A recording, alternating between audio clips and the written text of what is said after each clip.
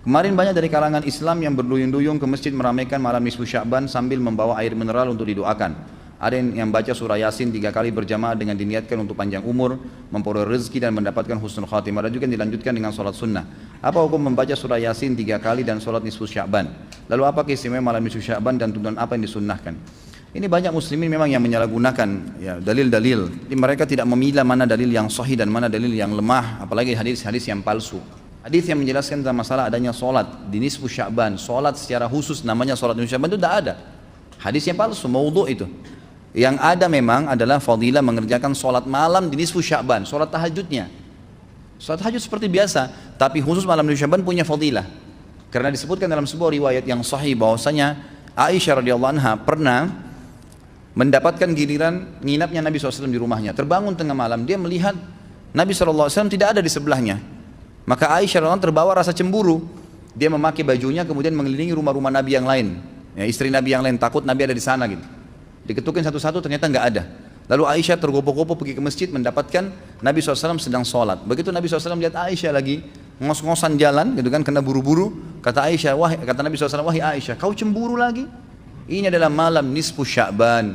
Artinya saya sholat malam ini karena ini adalah nisfu Sya'ban. Ini hadis yang sahih gitu kan. Dan memang dianjurkan oleh para ulama, mereka mendirikan sholat malam di malam nisfu Sya'ban itu sholat tahajudnya, tidak ada malam khusus, tidak ada sholat khusus namanya malam nisfu Sya'ban. Siang harinya dianjurkan seseorang berpuasa, karena Nabi SAW memang memperbanyak puasa.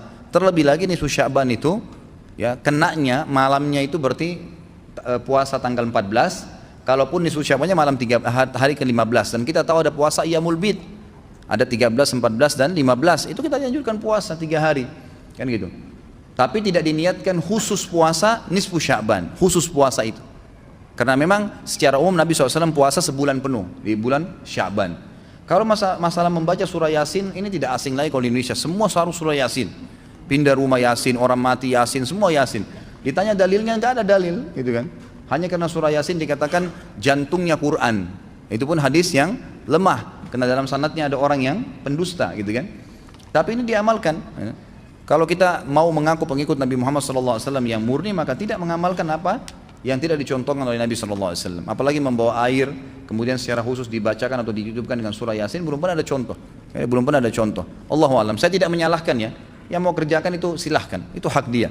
Tapi saya pribadi menyarankan, apalagi jemaah yang ikut dengan pengajian saya atau yang mendengarkan ceramah kita, murnikan ibadah kembali kepada Nabi SAW. Nabi SAW tidak menghembuskan nafas terakhir kecuali sudah mengajarkan semua yang kita butuhkan. Jadi tidak perlu ditambah. Kalau kita tambah seperti kita sedang mengatakan, maaf Rasulullah saya lebih paham daripada anda. Nabi nggak pernah baca Yasin 3 kali di malam nisfu Sya'ban, nggak apa-apa kan, bagus. Loh, Nabi mau nggak pernah lakukan. Nabi yang nerima dari langit wahyu nggak pernah lakukan, nggak apa-apa. Berarti sama saja anda bilang, maaf Rasulullah saya lebih ngerti. Itu. Ini keliru, nggak boleh. Itu. Jangan tambah-tambah agama, biarkan dalam keadaan murni. Sedangkan murni saya sudah banyak sekali yang kita bengkalekan, apalagi kalau ditambah-tambah.